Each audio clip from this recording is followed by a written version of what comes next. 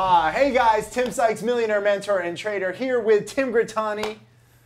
We have a very special treat. Today, I want to go over Tim Gritanni's story and just, flesh out the lessons that you've learned now. What, this is like your 5th year of trading? About 5, yeah.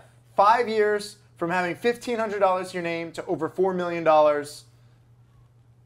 What's the number one lesson? We'll start with number one before we get into the past. Do I have to get to 40? Number one, yeah. Okay. No, when you get to 5 million, you have to do a blog post with 50 lessons. That's why I took the easy one with 40 lessons. Yeah. There's a great blog post. I'll link it under this video with 40 lessons that he passed 4 million. Did you like my 40 lessons? Those were great lessons, yeah. Thank you. Yeah, I really liked them. But you get the 50 lessons. So I took the Can't wait, yeah. I took the easier route. But what's the number one lesson that you've learned from everything in 5 years?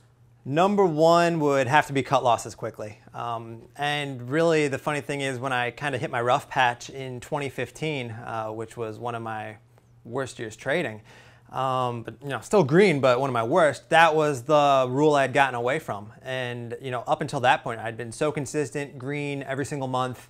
And then all of a sudden I just got really stubborn with NASDAQs. I went there, I started experimenting with them, and I learned the wrong lessons early because I would go on these rides where I'd be down 50K, and then I'd hold it for a week, and all of a sudden it's back to break even, and I'm like, whoa, well, I'm smart, I didn't panic out.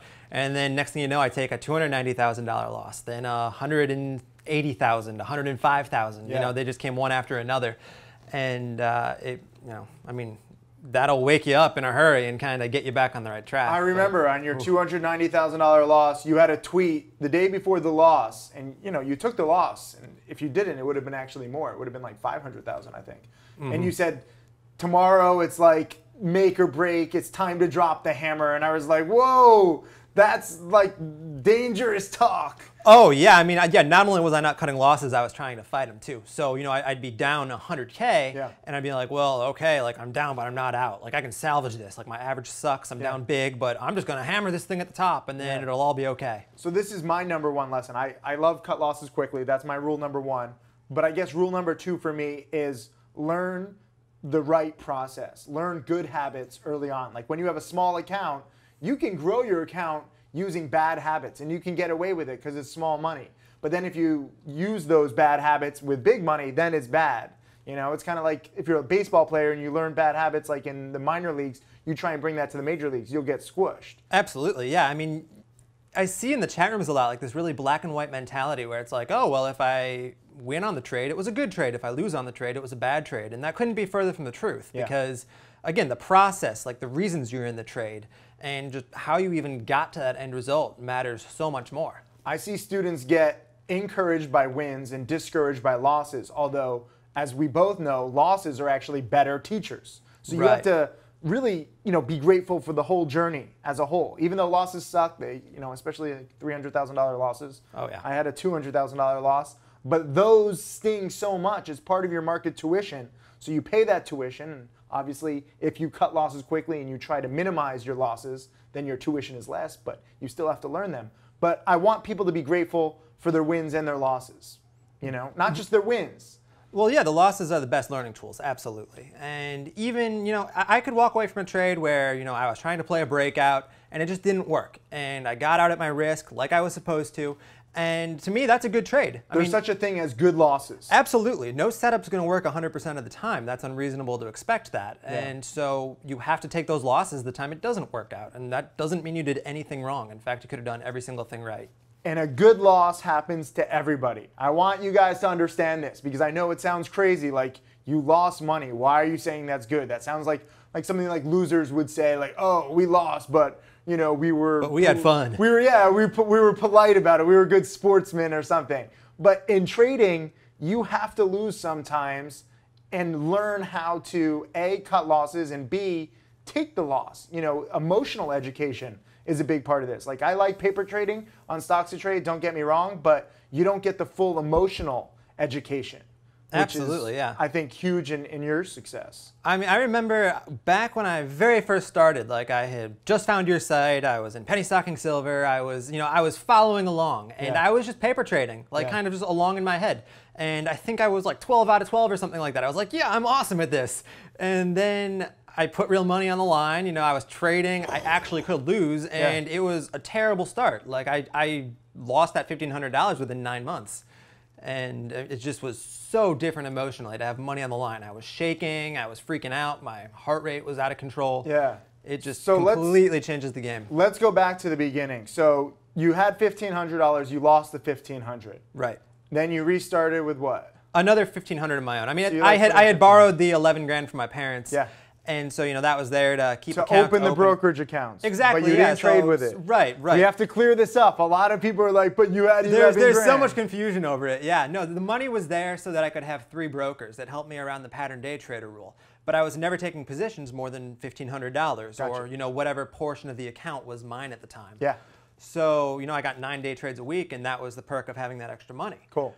But I'm actually a fan of the PDT rule, especially for beginners. it probably was good for me, and it slowed me down. Because it protects you from overtrading. A lot of newbies, you think that you have to be in every trade. You're like, oh, I want to make $1 million, so I have to make $20 here, $10 here. And you're learning bad habits. You're learning how to scalp. That's not what made either of us, a lot Right, of yeah, money. and I probably was 4 or 5 months in around the time when I did borrow that money and get all those extra day trades, and I don't think it's a coincidence that's when things went downhill for me. I mean, most of my losses were trying to box and unbox some short that, I just bled myself away on that because I was just in and out over and over. You guys hear that? You don't need to trade as much as you think you do. We did Not an even interview close. with Steven Dux. He just passed 900,000 in profits. He says at most, even when he had 27,000 to start, or now when he has 900,000, he trades maybe once or twice per day on like 1 or 2 patterns. That's it. You don't need to make like 20 trades in a day.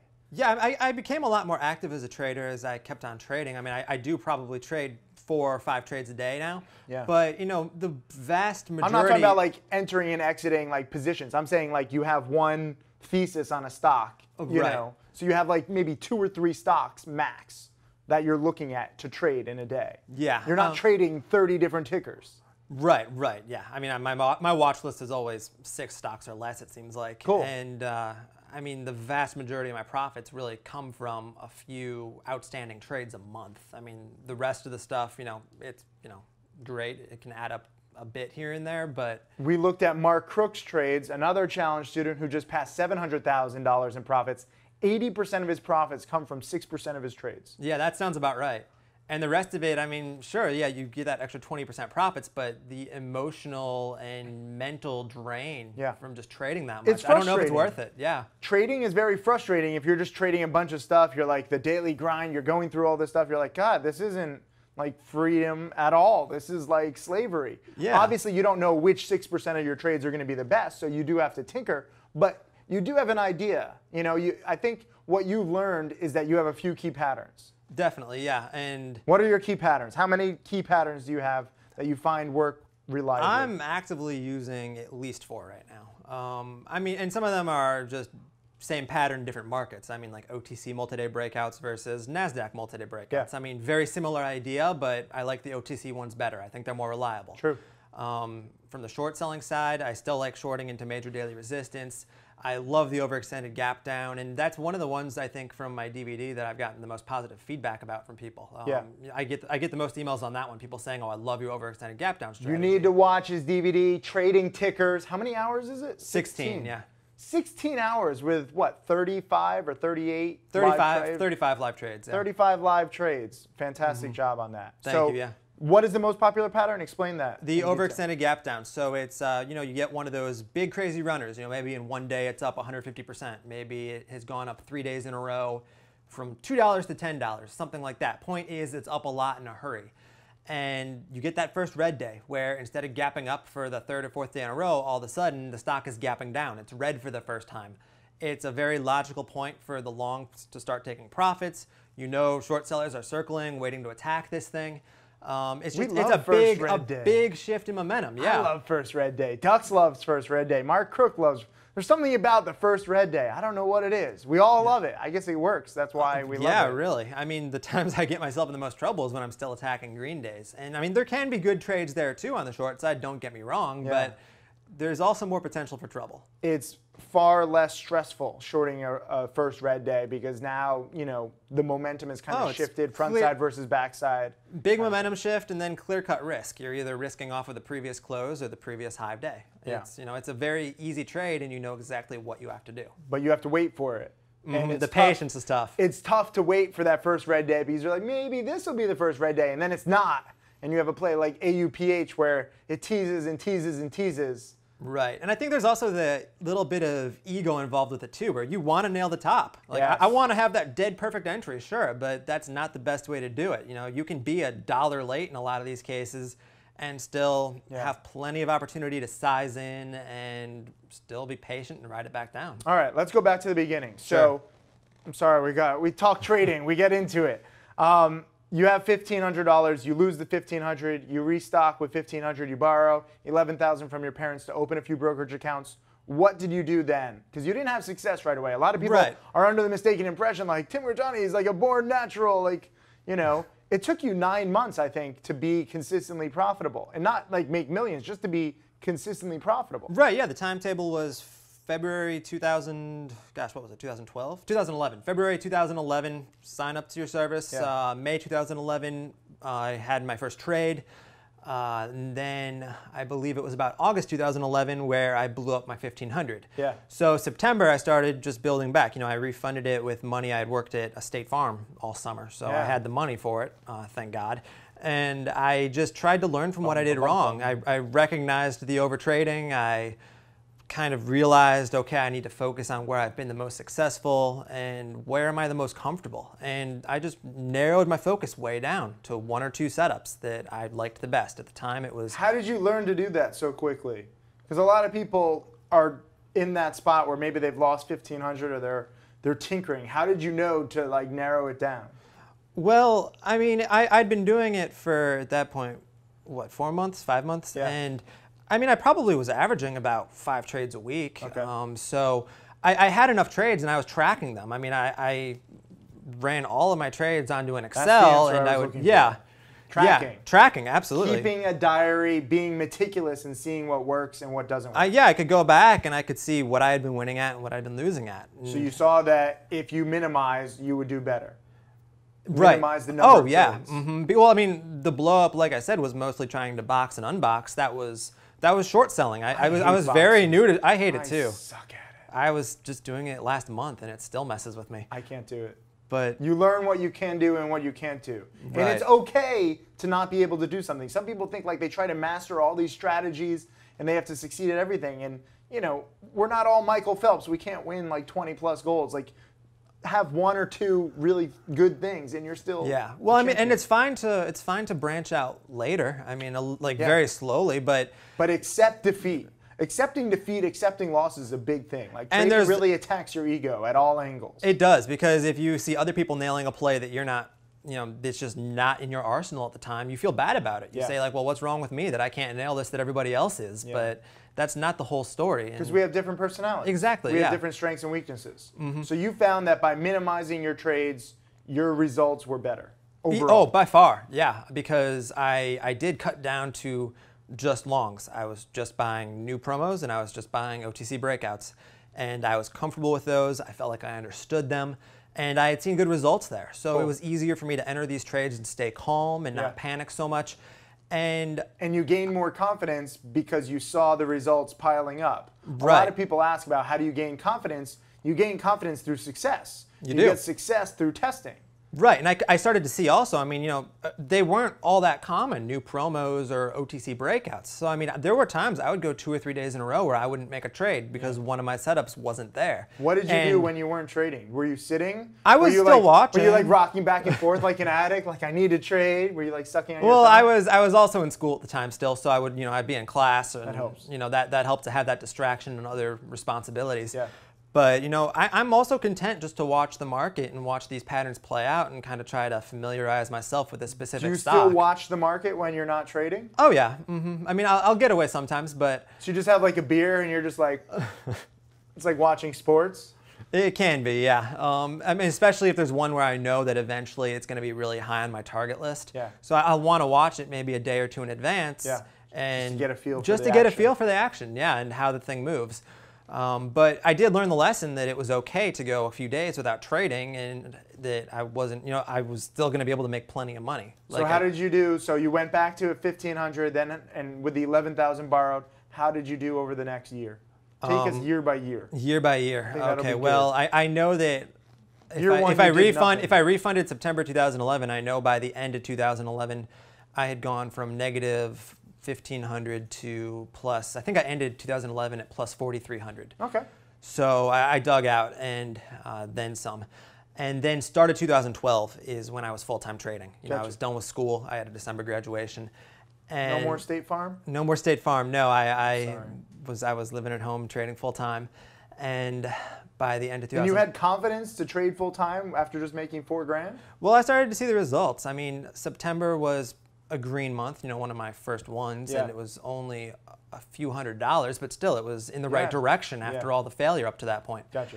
And then October was a little bit better. November was my first really big win where I nailed the new promotion, made a little over $2,000 on it. Nice. And so, I mean, it's hard not to be confident after that when month after month is green. Yeah. And so I knew that I was just going to keep on slowly scaling up, and I started to actually have a little bit of cushion, and I knew I could branch out a little bit, and I could afford to make some new mistakes with new setups. Gotcha. So you're making like $2,000 a month roughly? Gosh, let's see if I can still remember them all. I mean, January I think this is all on Profitly, by the way. It is all on Profitly. Yeah, I'm trying to do it by memory. January I think was maybe $1,500, 2012. Okay. And then February, gosh, I don't remember what February. This is March 2017. We just have to timestamp this. Yeah, timestamp. People get confused. They're like, well, March 2012. March 2012. Yeah, I know that by the middle. This was 5 years ago. I remember specifically that I had this deal with my parents because I was living at home with them, and that really helped keep my expenses down. Yeah. And they weren't totally convinced about the whole trading thing. Of course. So they wanted to see results, you know, more than just what I'd been able to do up to that point. Yeah. So it was, I needed to make 10K by the end of March 2012. Damn. On pace for $40,000 a year, which was probably like about the level job I would have gotten right out of college anyway. Yeah. So I do know that by middle of March, I had made that 10,000 goal. Cool. And then by the end of the year, I was at 120 maybe? I can't remember now. But so my first year, I went from 12,000 to 120,000 roughly. Okay. And that was, I mean, granted, that was the bubble, very different. But when you get that first six-figure year under your belt, your confidence explodes. Oh, absolutely. Because now you're tinkering, you have your strategies, you have your spreadsheets, you feel comfortable. It's not like you're never losing. We're not omniscient, you know. Oh, yeah, there were still plenty of losses. Really what helped vault my account that first year full time was the new promos. That was one of my best and most consistent strategies. Again, one of the ones that I've been doing since the beginning. And this strategy is dead right now. Pretty much, yeah, it is. Understand that. So when you look at his profit and chart, and it's not just like, oh, look how easy it is, it just keeps going. You're looking at and adapting to different strategy, different pattern after different pattern. Mm-hmm, so when one pattern dies, you're looking for something else. I've had to learn new things along the way. And that's good. That's how it should be. You know, promos are dead right now. Maybe they come back, maybe they don't. It doesn't matter. You have new patterns. Right. Okay. Mm-hmm. So you've made your six figures. Then what do? You go to the Maldives. When did we go to the Maldives? Maldives was October 2012. Okay. So I had just, so actually I think into 2012 I was about 150. Okay. Because when we went to the Maldives I was at 100. Okay, yeah. I had just passed it, so. We're here at the Maldives with Tim Gritanni. What up, guys? How's it going, dude? Not bad. This is your first trip overseas, right? Yep. So how long have you been a Tim Trading Challenge student? I've been in Tim Challenge for a couple months now. I was penny stocking silver for the last year and a half. You upgraded your life. I upgraded my life. How much have you made in the last year or year and a half? Last year and a half, I've made about $115,000. And that was your little milestone. And Michael Good was messaging me being like, I think this student has potential. And I was like, who is this guy? Michael Good sent me a little stuffed duck. It was awesome. Like he did this.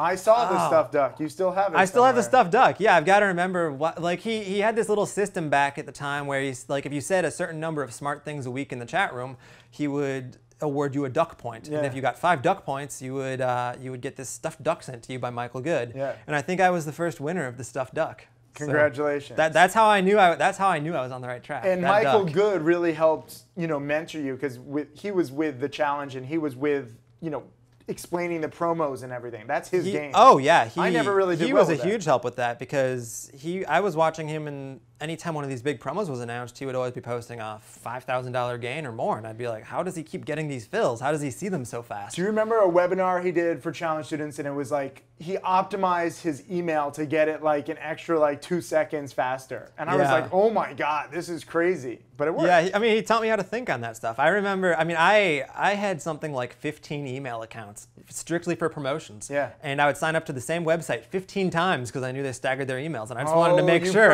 you promoters are in for I a wanted treat I when you wanted to watch make this. sure I would get the first email. Yeah. And so it was, I mean, it was pretty ridiculous. And I would like be running tests of these things, like where I'd be like, I'd send one of my promo email accounts a test email, and I'd have 3 different email server things open, and I'd see which one gives me the quickest pop-up alert. And you nerd. By the way, I really nerded out. I am dressed like this because this is how Tim Gritanni dresses. T-shirt and gym shorts. His wife is here too. And we got the sandals. The sandals, yeah. So this is what we do. And these are my nice flip-flops. They are. So this is all in his honor. I don't normally dress down like this, but it's kind of nice. I like it. I'm like, it's really comfortable. I need like a Gatorade and a Pop-Tart, and then I could be Tim Gritanni. That's all it takes. I don't know. Sorry to interrupt, but all right. So you have these promos working. You're at 150,000. Then what did you do?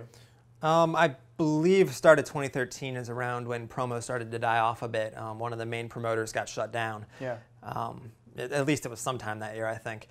And I just remember that year, 2013, getting off to a crazy start. I think that by the end of February, I was up as much as I had made all of the previous year. Gotcha. And that was also around the time that Fannie Mae was becoming active, and that was one of my darling stocks, and still is, where anytime it gets really crazy active, I'm there waiting for it. Is this where you made $200,000? That was May 2013, yeah. Wow. Because I remember, I think right around that time that play came up. So you like doubled your net worth in like a day? Pretty much, yeah, because at that point I think my Profitly chart had me up about 300K, and then that day I made 200 something. So I was like, wow, I almost just like doubled what I've done in the past year and a half. So in 2000, I mean, this was like 2 years into my journey. I had my first $100,000 day, and I only had like 175,000 to my name at the time. Mm-hmm. So, or 250,000 to my name. I bet like 175,000. I bet big. Yeah. But I had grown my account so much in one trade. And when you make that kind of trading day, like it really opens your mind as to the possibilities. And you're like, wait a minute, this isn't like a $40,000 a year potential job. Like, how do you get to that point? Yeah. What, I mean, there's a whole blog post. If you Google how to make $200,000 in a day, you wrote a great guest blog post. But how did your mindset change from before that trade to after that trade? Did you start betting bigger and start seeing like? I definitely got a little more comfortable with more size. I mean, I think I withdrew some money from my accounts pretty quickly after that because I didn't want to lose it all back. But you know, just to have that knowledge in the back of your mind that like you don't really have to worry about bills anymore. You know, like that really changes trading when you don't have to worry about meeting expenses and there's no pressure to make X number of dollars a week or a month. Once that pressure's off, it becomes a video game. And it really does. This is an important point because in an ideal world, you know, obviously we're human. We do think about expenses and bills, and most people watching this do start with a small amount. If you can get that mindset from the beginning where like, okay, this is money I can lose. This is not money used for like rent or living expenses.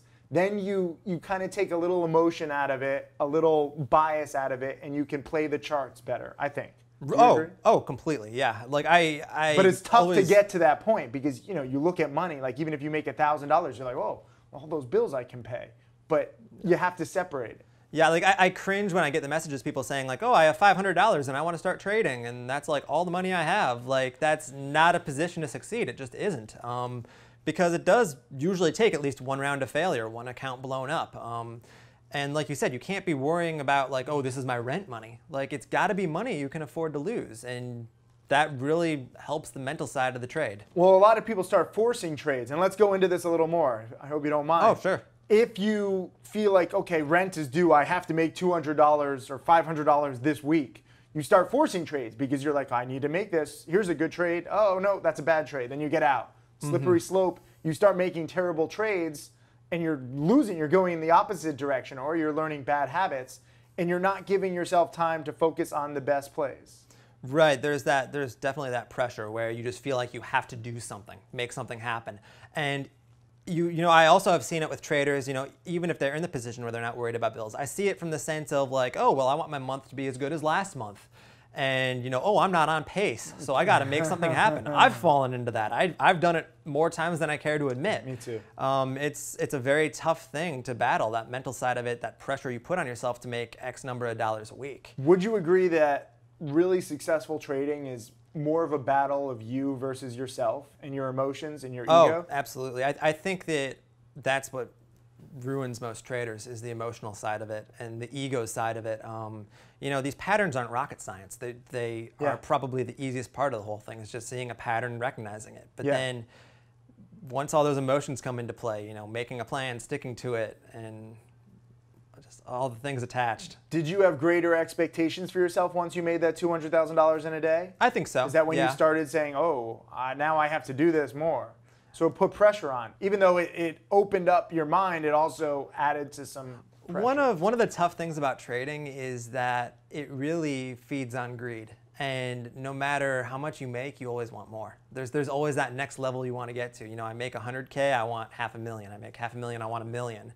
$1 million, I want $2 million. This is the Jewish mentality. This is not just trading. Have you had your bar mitzvah yet? No, we need to get you to convert officially. You understand the Jewish greed.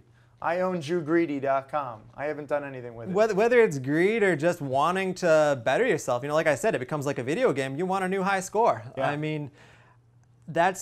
And then if you're having a month where things aren't looking like they're going to go that way, you can get yourself into a lot of trouble. Yeah.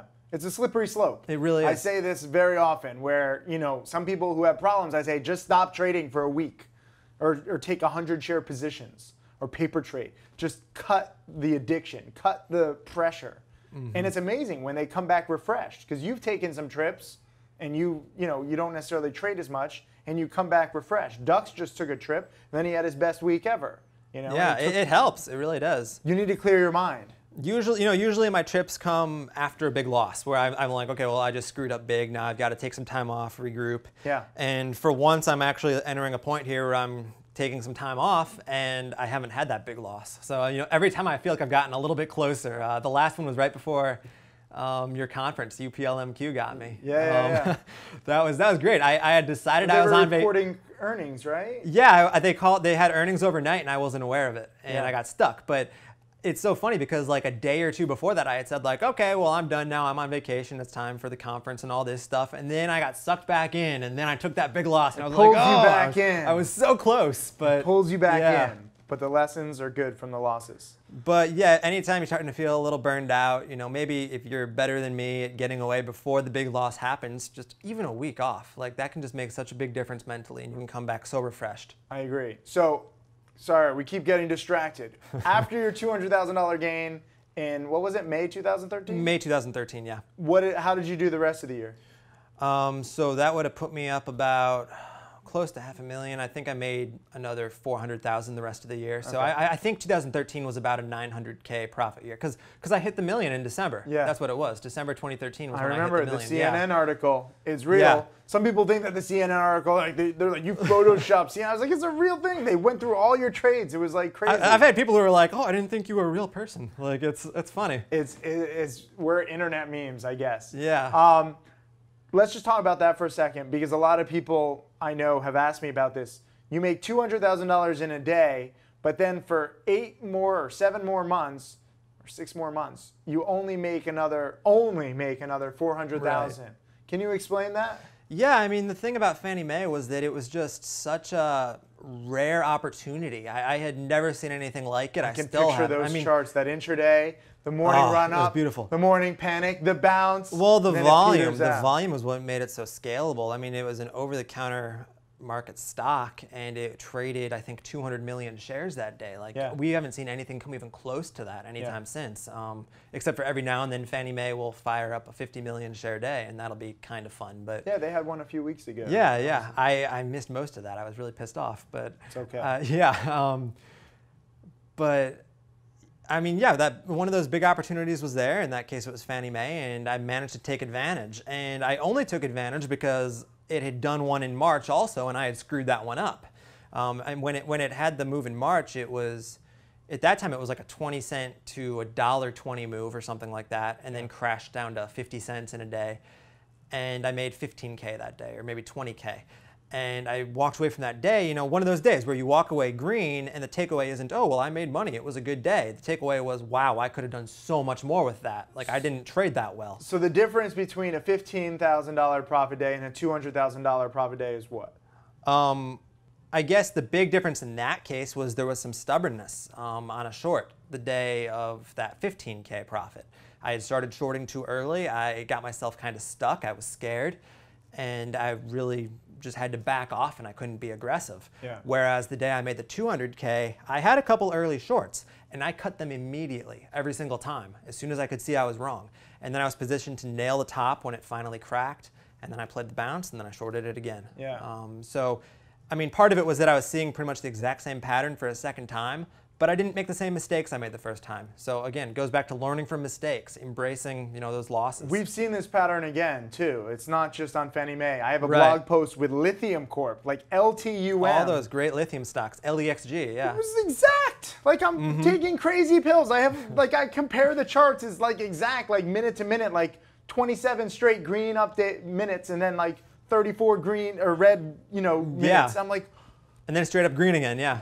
it's insane. So you wait for this pattern, and next time, you know, you're obviously going to be prepared. You have a few rounds under your belt. Yeah, you know, there was one recently that I was hoping would do it, and it didn't quite pan out. OWCP a couple weeks ago, yeah, and I kind of botched that one a little bit. It just wasn't as smooth.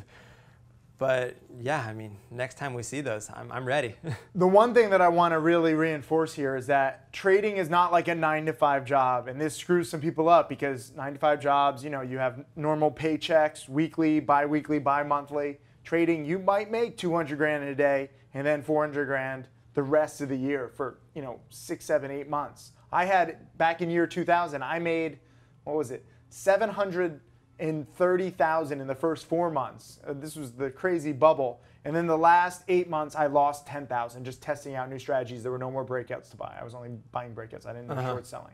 But to see that, you know, dichotomy, like people are freaked out. They're like, what are you talking about? Like, did you totally lose it if you go like that? But it's based on opportunities if you learn to focus on the right patterns. And I try to remind myself of that when I'm having a slow month or a couple slow weeks where I say like, okay, I'm just going to trust that the opportunities will be there again and just not do anything stupid in the meantime to try to force it. And that is when, frankly, you can go out and live. Like, we kind of live like crazy lives where, you know, we are so focused when there's a good play. Like, nothing else really matters. But then when there's no plays, you can go out, explore, live. Like, yeah.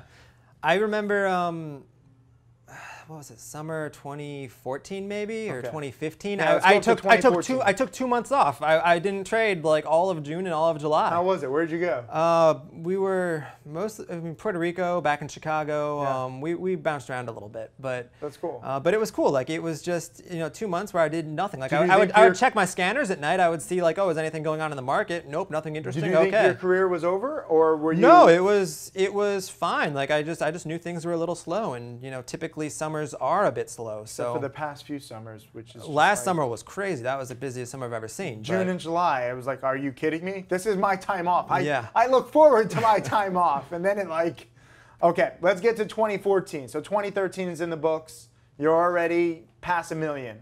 Right. Right?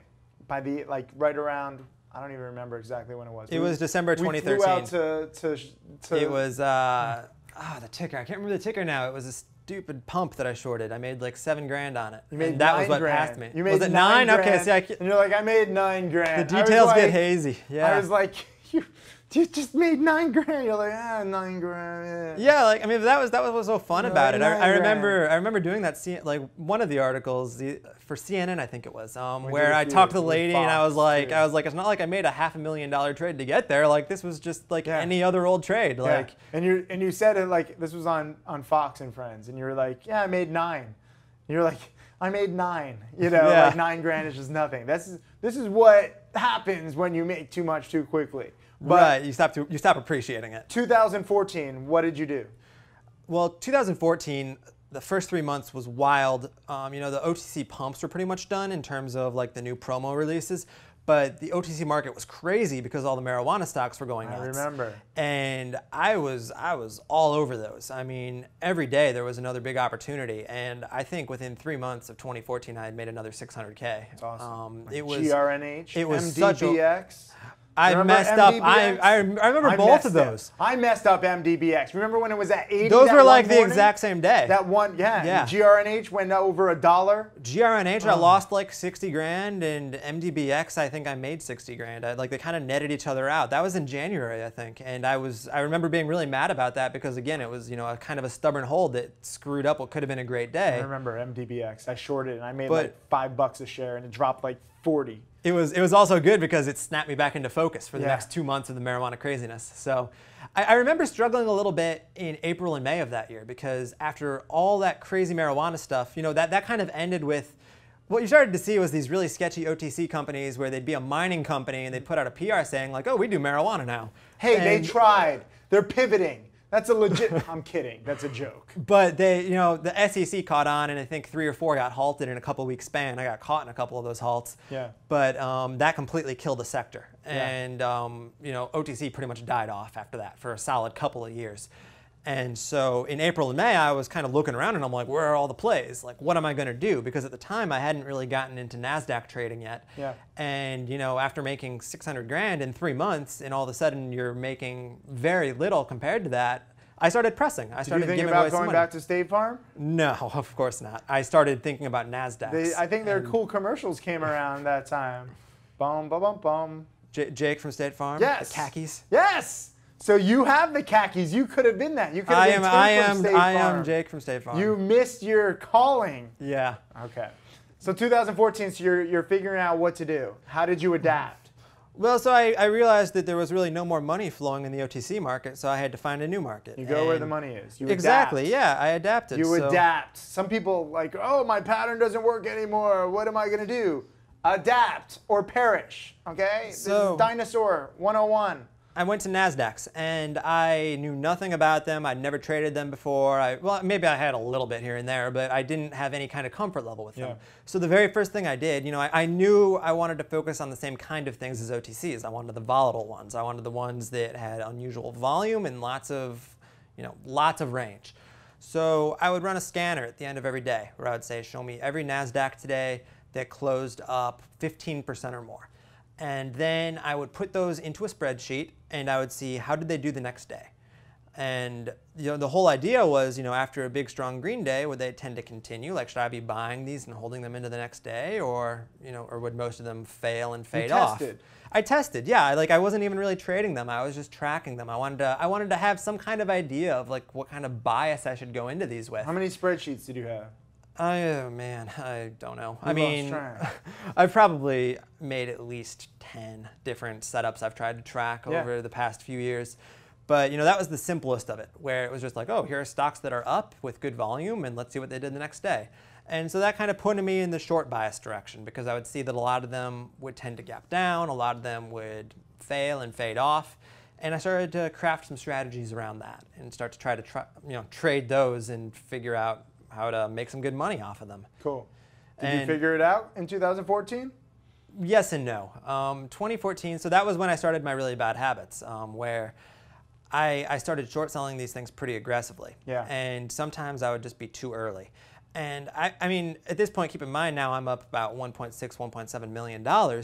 And I don't feel like I've got a whole lot to lose. So I had a very aggressive mindset, where I could be down 30 grand and just kind of shrug it off and say, okay, well, I'm just going to add. And most of the time you're okay. And this is every time I was okay up until October. Yeah. And that's when the $290,000 loss happened. I remember one that stands out. Well, there's two that stand out. One was GPRO, the camera on a stick. And they IPO'd, they ran for a few days, and I started short selling, and I got stuck. And I remember being down 50,000 on GPRO, and just kind of sitting back, relaxing, not panicking. And maybe 2 or 3 weeks later, I finally covered it up for break even. Yeah. And then RADA, that was another one where I shorted it at like $3. They put out earnings midday, and it squeezed up to 6. I was down almost 100K on that.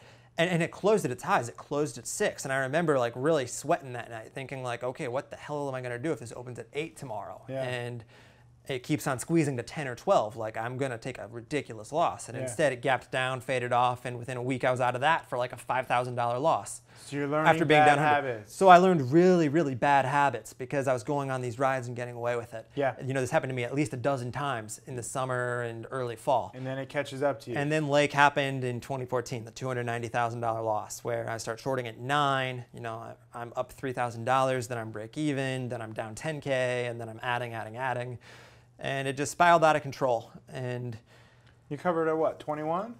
I covered at 21, yeah, about, and it went to 30. I remember that. And I was thanking you that you covered yeah, at 21. because I had a lot of shares. It's like, my millionaire student is going to blow up. This is not good. I remember your tweet. I'm going to drop the hammer tomorrow. Yeah, that would have been pretty ugly. Do you still have that tweet? Somewhere? I'm sure I have it somewhere. You said drop the hammer. I was like, who is this? You don't drop the hammer. Tim Gritanni doesn't drop the hammer. That's the Tim Gritanni is in trouble talk. I remember. I was freaking out. I'm glad you covered. I at least, because that happened. I mean, getting away with those rides and playing the ridiculous size I was, before Lake happened, I was up 1.2 million that year. And then Lake knocked me back about 300K. So I think the rest of the year was close to break even after that, or maybe small gains. Maybe I ended the year up 1 or 1.1, but I mean, I definitely didn't recover all of my Lake loss by the end of the year. I know that. And the psychological. It was killer. Yeah. It was absolutely killer psychologically. Can you hear the drums outside, by the way? A little bit. Make sure they hear it. We're in St. Martin, by the way. Just randomly. We're not just hanging out, yeah. We're just in, in the Caribbean. It's kind of cool. There's like Caribbean, like real hardcore, like steel drums being beaten. We're going to go to the buffet. What is it? The fish buffet? The Pirate night. The Pirates buffet later. Sorry, we got to interrupt. Okay, so you make roughly, how much did you make in 2014? I think I ended the year up about 1.1 million. But you ended on a really bad note. Really bad note, yeah. And how did you recover from that? Did you learn right away what no, you I did didn't wrong? learn right away. I mean, I knew what I did wrong, but I didn't learn from it. I still made the same mistake. More. And that's what got so frustrating and why 2015 was such a crappy year emotionally for me. Well, let's see. I guess early 2015 wasn't so bad. I mean, I still made some mistakes. But by maybe May of 2015, I was up $500,000. Yeah, that's what it was. It was by early May 2015, I was up $500,000. And then I took my $180,000 loss on PBMD. I remember that. And that one just started as a boredom short. That was a classic example of, hey, this week's kind of slow. Let's make something happen. And here's this random stock that ran really big for some weird. Well, yeah, at the time though, it was like up from 130 to 2, and I shorted a bunch overnight, like just 20,000 shares, I think, overnight. On day one, because I'm like, oh well, these have been gapping down lately, and then all of a sudden it's gapping up, Bad habits. And opens up at 250 or 3 and squeezes me up to 6, and I had added. So yeah, $180,000 loss there.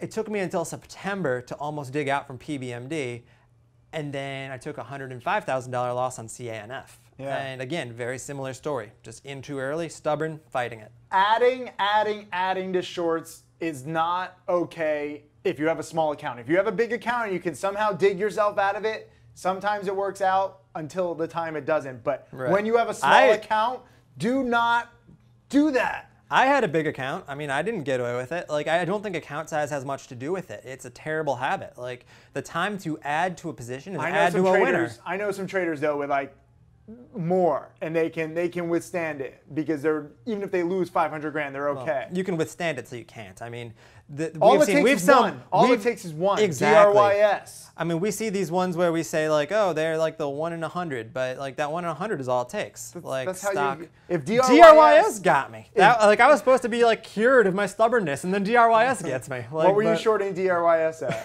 What did you begin shorting it at? So okay, this was what this was last year. So we're up to 2016. Well, how did you do in 2015? Well, okay, so 2015. I took the CANF loss in September, I think it was, and I think I shut it down for most of October because I had some really frustrated trades after CANF, and I was like, I just need time off. Yeah. I ended 2015 up $330,000 30,000 maybe. We're going to cross-reference this on Profitly, so be careful. Yeah, I know. I got to get it exactly right. Roughly, so you made... Roughly 330, I think. You made roughly 330. But, you know, I was up 500 in May. I understand. So, yeah. But roughly 300,000, but you're learning a lot of lessons. Oh, yeah. And this is what people don't see. And maybe somehow in the future we'll figure this out with Profitly, where you are learning such tremendous lessons, and they're costing you a lot of money, but those lessons are going to help you in the future. So they're not wasted. No loss is wasted unless it knocks you out and then you don't learn from it. I remember taking I was looking at my trades on Profitly, and I took a chunk of 12 months. I think from right around the time of my PBMD loss into 2016. You were in the red? I was in the red or break even for a year. We're talking about 12 months. 12 months of trading. I made no money. Kidding. Don't cut. So yeah, fast forward to 2016 now. You know, I realized I had made a mistake because I kept making the same mistakes over and over, and that was what had gotten me so down. And you know, that actually was the first time I ever had the thought of like, do I really want to keep doing this? But understand that, and I was looking at your losses, even though you were making the same mistake, your overall dollar losses were going down. They were getting smaller. You noticed that. I was 300,000, 200,000, 100,000. But I think they Still were getting a lot. But emotionally, they were increasingly frustrating. Because they are. Because you don't want that feeling ever again. When you have a big loss, you're like, oh my God, am I opening myself up to that exact feeling? And you also say, like, what the hell is wrong with me? Like, I've done this 3 times now. Like, why haven't I been able to fix this? But it's better to go from 300,000, 200,000, 100,000 than 100, 200, 300. Oh, for sure. You're trending in the right direction. Yeah. So I came back to trading in November 2015. If you had gone the other way, I would have come over to wherever you were and I would have smacked you. I would have needed like, don't ruin I would this. have needed it for sure. But yeah, so it was November. I had the realization that what I'm doing is not working. You know, I keep saying I won't make the same mistake, and I keep on doing it anyway. So I read a trading psychology book. The Daily Trading Coach. The Daily Trading Coach. Fantastic book. Everybody should read it. And The Psychology of Trading by Dr. Brett Steenberger. Have you read that? Same author. I haven't read that one. Same kind of thing. But you have to read things twice. It's for smart people, not for me. But I actually made a losses journal where I would hold myself accountable anytime I took a loss more than I was supposed to and say, this is what I did wrong, here's what I learned from it. And I sized way down. That was the biggest thing. I set a risk for myself where I said I'm not allowed to lose more than $1,000 on any trade. Yeah. And that was a huge step back for me in terms of size because the way I'd been flinging shares around, I mean, there were times I probably had it within my plan to lose 10K on a trade. But it's okay to go from big positions to small positions. That's part of being a trader. It's completely okay and it was completely necessary. I had to do that to get myself back under control and get my habits back on the right track. And it also kind of forced me to say, like, okay, even if I trade perfectly this month with this smaller risk, you know, relatively speaking, I'm not going to make that much compared to what I've done up till this point, and I need to be okay with that. You put yourself in timeout. Pretty much. I put myself in a really long timeout, and I had to earn my way forward, where every single month I would do a recap and I would say, okay, this month, here's how I did, and if I had very few mistakes, I would allow myself to size up a little bit the next month. Yes, you reward yourself. If I had a sloppy month, I had to stay put. You're like a little dog in a doghouse. You're giving yourself little bones. Yeah, so 2016, I mean, it was smaller months. I mean, 10K January, 10K February, 20K March, something like that. And then I started to size up a little bit more. You're out of the doghouse. I'm out of the doghouse, slowly getting out of the doghouse. The market got a bit more active. I mean, that, like we said, summer 2016 was one of the most active summers I've ever seen. July, I had no red days, which was crazy. Insanity. It was like the first time I've ever done that. Yeah. And like a schmuck, I was traveling because I thought it would be a slow summer. Yeah, I'm really surprised it wasn't. It was the first, like I said, I've never seen anything like that for a summer. But 2016, the rebuilding process worked out up until about September. And I talked about this. I did a blog post recapping my 2016 and kind of talking about how it kind of went off the rails a little bit starting in September and trying to figure out what I could attribute that to. And part of it was that I started doing a lot of travel and I was in the process of getting ready to move. And, you know, I was trying to trade on the road, you know, on my laptop. And I think there was just this part of me where when I was on the road and not in front of my home computer system, I was taking it a little less seriously and then holding myself less accountable. Yeah, you get sloppy. And that's not me making an excuse. That's something that I have to work on going forward because I want to be able to trade on my laptop and not feel like I'm being a dumbass. Yeah. So, like, I have to get better at that. But yeah, KBIO, or not KBIO, dries. Dries happened when I was in the middle of all this. And I just Where'd you start shorting it at? $15. Oh my God. I had 2,500 shares at $15. A tiny position. This went to And over $100, mind you, in like what, a week? within like 4 days. Yeah. And so I have this tiny little $15 position, and I'm just like, who cares? Like, I'm just gonna go out and I'm gonna go out and do this and do that, and like it'll be fine. Yeah. Like, it's this piece of crap stock. And then I start looking at my phone, and I'm like, oh, it's a And wait, 20. let's just do the math here. So you had 2,500 shares at 15. So a tiny little piece of crap position for you is $37,000. Well, yeah. Just to keep this thing in perspective. At the time, though, I mean, I guess it had gone from 5 to 15 at that point already. So, and so you think, okay, it's probably just going to come back in. I'll make and like its high, $5,000. its high had been like 16, 17, Yeah. 18, You something just- like you're that. just So gonna make I was $5,000. like, okay, whatever. Like, I don't have too much risk on this trade. Yeah. And I'm out and running around and doing whatever, and I'm checking my phone, and then it's like at 20 and 22 and 25, and I'm like, what is happening here? And all of a sudden, I'm Did you thinking, add to it? not right away. So what happened was, I think it closed the day around 30, and at that point, you know, when I get back to my computer, I'm like, well, I don't want to take this loss. Like, Yeah. which at the time, it still was not that bad. I mean, it was probably a $30,000 loss at that point. Sometimes as a short seller, and this is tough because most people aren't short sellers, sometimes you can fight your way through a position where you know that these stocks, I mean, I don't think any of these supernovas has ever stayed at their high. So you think that like you can beat the mountain and you just have to give it time. So that's the mentality. Well, the plan wasn't to add. The you don't plan know was where to the wait top it out. is. Exactly. I was like, okay, well, whatever. Like, I'll just wait this out. Yeah, Like, this is stupid already. It's from 5 to 30. Like, it's not It's gonna. a short-term It's not gonna storm. last. It's a storm that'll blow over, and almost every single time it does. You just don't know. But how that bad one time the it storm- doesn't, yeah. You don't know how bad the storm can get, and DRYS was a freaking tsunami. So the next day it's For shorts. The next day it's up in the 70s, and I'm at this point like, what the hell did I do? You're I'm down. still I'm down like 130K You now. have your and 2,500 shares. I'm like, still? oh, I sold my 2,500 shares, and I'm like, I've been so good, and this is about to happen to me. What is happening? So I just like I suck it up. I'm like, okay, forget it. Like I boxed it. Oh, and God. again, it goes back to I hate Yeah, boxing. Yeah, I hate boxing. So I boxed the shares, and I'm like, you know what? Like Don't tomorrow. even Google boxing. Don't even look it up. Do yourself a favor. Pretend you never heard of that. But so we've gone from 15 to 75, and I've been good up till this point. Or maybe it was only to 50, I don't know. But Yeah. like whatever it was, I'd been good up to this point. You're disciplined. Oh yeah, it was only 50, because I remember thinking I boxed it up, and I was like, well, that's a You're $77,000 like a fat loss kid. technically. You're a fat kid, and everyone's offering you cake, and you're like, no, no, no. But then you're just like, oh, let me just have one taste of the cake. So what'd you Yeah. add at? So the next day, it gaps up, it spikes, and I pretty much nailed the morning spike short. Cool. I unboxed, I added, and I nailed it. Nice. And it's collapsing. It's below its opening price. It looks like garbage. At this point, if I cover everything up, I'm break even. Yeah. Maybe I'm even green. Yeah. And I say, well, big picture, this is still like in Insanity, at this point yeah. it's still in the 50s or 60s or Yeah. something like that. And I'm like, well, this But is you still couldn't stupid. break even. Like, I'm just gonna wait on it. I'm gonna wait it out. And it was a trap. And it came was. back and it grinds. And then I have to take everything off, including my ads at high of day as it's breaking. I had to eat it all right then. And What'd you cover at?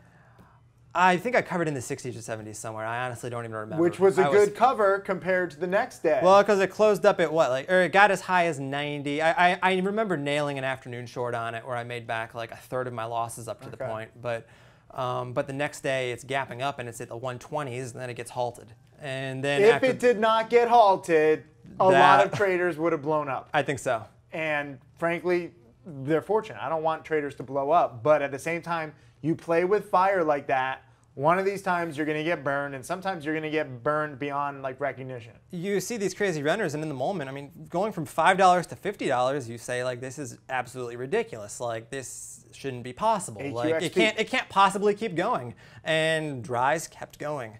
And yeah, if it hadn't gotten halted, I really wonder where it would have topped, like 150, 200. Like it would have been. That would have been the mother of all short squeezes that morning. And it still was. And now it's back down. It still was. Yeah. It's down to what? And you just made 70,000 back shorting. Yeah, right.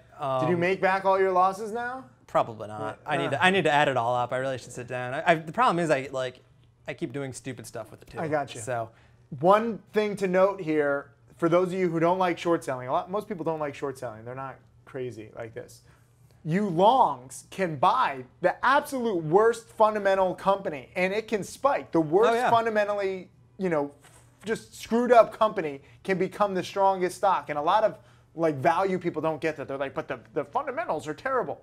If you catch shorts like this guy, especially this guy and me and a lot of other short sellers, and they keep adding to their positions and it keeps going higher, if you ride that on the way up, DRYS 5 to 120, they're not looking at it as a cautionary tale. They're looking at it as a single best play of the year. Right. So you can learn from short selling. So I know many of you guys don't like short selling. I still encourage you to learn from the mentality of a short seller and a short squeeze, because you can take the opposite direction. And just with 1,000 shares, you put in $5,000. I'm not saying this is going to happen all the time. It rarely ever happens, maybe like once or twice a year. But you put in a few $1,000s, and if you catch those short sellers, a few $1,000s can double, triple, quintuple, octuple within a few days. And you can learn to ride that side. I can't do that. You know, trying to predict short squeeze is a very tough game too. But it can happen. I've always been better at doing it with OTCs. Yeah. I am decent at buying OTCs in squeeze situations, There you but go. I, for whatever reason, really struggle with it with NASDAQs. I would have definitely saved myself a lot of money if I'd been long a little bit of dries. Gotcha. Or But even with the DRYS, you know, losses in 2016, you had your best year ever. No, it wasn't my best year ever. It was, I think it was about 900,000. And, you know, 2000, what was it, 2014, 13, whatever year was 1.1 million. Okay, my bad. So it was really close. Though. Close. It was really close, and that was considering that I was really supersized down for the first half of the year. And so. that's why I say it's your best year ever. Not necessarily just in terms of money, but in terms of executions. Execution and discipline. Scalability. The strategy that you have now is much more scalable than your strategy that you had to make. I really only made 2 bad mistakes last year in 2016, and it was dries and it was BTU UQ, and that was just the sloppy road travel and. But you learned. Yeah. But I want you guys. I learned another weakness of mine. Like I need to be focused on the road. You guys especially, don't just think of your years as good and bad based in money. Think about it based in strategy, execution. If you keep a diary, how well did you stick to your plan? How did you optimize? How did you adapt? What are the new patterns? Are the new patterns, you know, going to be lasting? Like OTCs, they're fun to play, but it's kind of a shit show in the OTC market with the promoters. Like they get shut down. Nothing's really happening. NASDAQs are more scalable. They're more liquid. So that's how I think of it. I don't know. I think you had your best year ever. I'm sticking with that. In some ways, yes. Close enough. So now, lately, I mean, you've done fantastic with the challenge. You're giving more challenge webinars. You challenge students have 50 of this man's archive webinars. What have you learned from teaching? Because, you know, frankly, we're so grateful, especially you in the challenge chat room, just answering so many questions. What do you see, you know, a lot of students not doing or doing well? I see a lot of reliance on, or I guess I should say a lot of people really worry about what is this other person doing instead of worrying about themselves. I've always really hated the follow the leader mentality, where it's like, you know, like, yes, like I've found success. Sykes obviously has found success. Mark Crook, Michael Good, Ducks.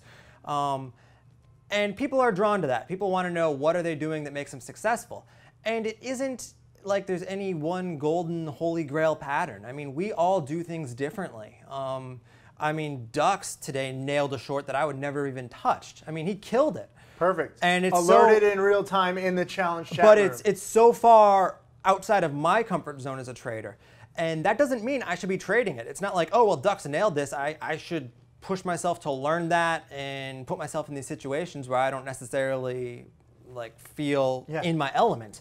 You need to figure out who you are as a trader. And that's part of the reason why Ducks and I have been so successful, is because we look at these different sources of information and different gurus and what they're doing, but we just take little pieces of it. We take one little lesson. Like, I mean, I remember learning multi-day breakouts from you and cut losses quickly. Like, those are the two like most. That's all I got. Resounding things. I'm like spent that, after that. Yeah, that's fine. Those have stuck with me my whole trading career, though. Like those two things. Michael Good, it was all the OTC routing, buying new promos, stuff like that. Like, I mean, I could name probably half a dozen guys, and like little things I've picked up from each one of them. And this is what Ducks also said. Ducks, you know, was a challenge student, and he's picked up stuff from you, from Mark Crook, from me, from Good, and he's combined it. And you know, you can reduce your learning curve first of all by studying all this stuff, and then also you become like this amazing trader because you have kind of like these advantages from different people. I didn't have that. I wish I had that. Yeah. And you have that, and now Crook has it, and Good has it. So never follow alerts from anybody. This is very important. Yeah. Never follow picks from anybody. Never rely on anybody. Never try to be exactly like somebody. Yeah, no mimicry. Like that's not going to get you anywhere. You just need to take away the little lessons that apply to you and your personality. So if you have $1,500, don't think that you're going to be, the next Tim Gritanni with $4 million. He's gone through his ups and his downs. I started with 12,000. I've gone through my ups and downs. And the markets that we've been through, they're probably not going to be the same markets in the future. So you're not going to have the exact same path as us. What we like to share, and Frank, I don't know, I'm not speaking for you. I'm speaking for myself. I like to share these stories to show you what's possible, because a lot of people don't even think that this is possible to go up exponentially. Like the value investors say, 10 to 15% per year max. That's best case scenario. You can grow your account exponentially, but understand that there is going to be ups and downs. There's going to be different markets. There's going to be different patterns. It's not an exact science. You're going to have to battle yourself, battle your ego. But at the same time, it is possible. And just look, he's real. I'm touching him, okay? This isn't a green screen. These are real. We're real people here. And it's good for people to see that and not necessarily try to be exactly like us, but just see, wait a minute, holy crap, the internet allows this from anywhere in the world. We're in freaking St. Martin. You can still hear the little drums. Can you turn the drums up? Can you hear the volume there? We need to hear this. This is authentic. Yeah. So, and Joey's filming here. Say hi, Joey. Hey guys. We're keeping this in. Joey's been filming with me for years. I mean, he came to the Maldives. These two guys were in the Maldives when Tim Gritanni was at 150,000. Yeah. And Joey still has yet to trade, which is ridiculous. You need to get in. But I do know, cut losses quickly, and I know that when people think that they're smarter than the plan, that's when they mess up. Oh yeah. He's learned. He's been behind the camera. He'll be very wise. Learning. Yeah. He's taking his time, but like in year 5 or year 10, like he's gonna do it. Any closing thoughts? We got to get going to dinner. I'm starving, but this has been good. What do you think people watching this need to hear? I think one of the most important things to hear is you can't be in a rush. You can't put yourself in that position where you've got all your money on the line and you've got to make a bunch of money really fast. That's one of the biggest mistakes I see also. I don't get why people jump into trading with a lot of money on the line without any real idea of what they're doing. Count on blowing up at least once or twice. Like that's just part of the process, and those are the best lessons and what you will learn from and really push you forward to success in the future. So do that small. Do that with an amount of money that won't really matter to you, but don't make it a mistake that you can't reverse, because if I'd been trading $5,000, $10,000 when I first started and blown that all up instead of just $1,500, I would not be here. Start small, have patience, respect the process, respect your ego, cut losses quickly. Don't use leverage. By the way, we don't use leverage. In case some of you guys think like, oh, you use all this leverage. We don't use leverage. Okay, the stocks that we trade are volatile enough, and we don't have to even use big portions of our account. That big Fannie Mae day, it's funny. Like as I was taking my positions, I was like making sure in my head like I don't want to have more money on the line than like I have in trading profits. Yeah. Because like some brokers will let you do like 4-to-1 margin, so like if you're not careful and you're just clicking, you could have way too big of a position. But like I was like, okay, I've got to make sure I don't go any bigger than this. Listen, we both made a lot of mistakes, but we cut our losses quickly. If you use a lot of leverage and you bet too big, you cannot cut your losses quickly. That's the problem. And you blow up and you lose everything, and you might even be in debt. So that's where trading, and especially penny stocks and Forex and options, get very tricky. And we don't want any traders being in debt, and frankly, not even about the money, just losing all your confidence. I know, were your friends and family like supportive of you going into this, or were you like penny stock trading? Like, I know most friends and family I'm hate sure this. Most people thought I was gonna just fail and move on. My parents gave me control of my bar mitzvah money. They thought that I would lose it all. They thought that I would learn the value of $1. Now I have no idea what the value of $1 is. The plans are all screwed up. But penny stock trading, why do you think it gets such a bad rap? Last question. Because people confuse penny stock trading with penny stock investing. Stop confusing it.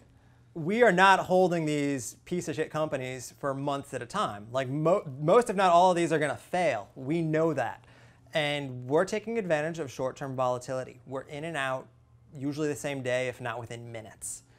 I mean, there is a very key difference there and very, very predictable angles to play. You know, we're not holding these things like lottery tickets. We're not thinking that this is like the next Microsoft. That's what most people who go into penny stocks, you know, with $1,000 are like, oh, I'll put $1,000, maybe it'll become, you know, 10,000. Oh, I hear the story, Tim Gritanni, 1,500 into 4 million. He must have held one penny stock. This guy has traded thousands of stocks. I've traded thousands of stocks. And it adds up over time, and we have losses along the way, but it's not like we believe in any of these companies. We're using the volatility. And we went on Fox, and they had trouble believing this and understanding this. I remember going through a lot of the comments on the CNN article. I thought it was hilarious. People who were like, oh, well, like, he's a lucky gambler, or, oh, he, like, you know, everyone who, like, there's always going to be some lottery winner, and it's like, that's not at all what's happening. I've made thousands of trades, and, you know, now a few years later and a few $1 million more and thousands of trades later, I just kind of want to like be like, in your face. Yes. Like, say that in your face. They're watching, the people who commented on CNN. Maybe not in your face, but you know, I'm still here. That's the thing. Like, I'm still here, and it's not luck. We're still here. We're still imperfect. We'll still have losses. Do not follow us. Do not try to be exactly like us. Just learn from our strategy, from our mentality, from our adaptation. And if you work hard enough, if you have enough patience, if you believe in yourself, if you actually have like this multi-year, multi-decade journey in your mind, you can actually do this too. Cheers. Thanks for explaining everything. Thanks for all your hard work, dude. This is unbelievable. And awesome. Thank you for teaching now too. You challenge students, be nice to him because he doesn't have to teach you, but do you enjoy it? Do you enjoy like teaching? It's fun, definitely. Freaking amazing. Awesome stuff. Cheers. My name is Tim Sykes, and I teach people to trade stocks. I am a self-made multimillionaire. So this is the ideal trade that I'm going to talk about. I want you guys to understand every single aspect of this trade.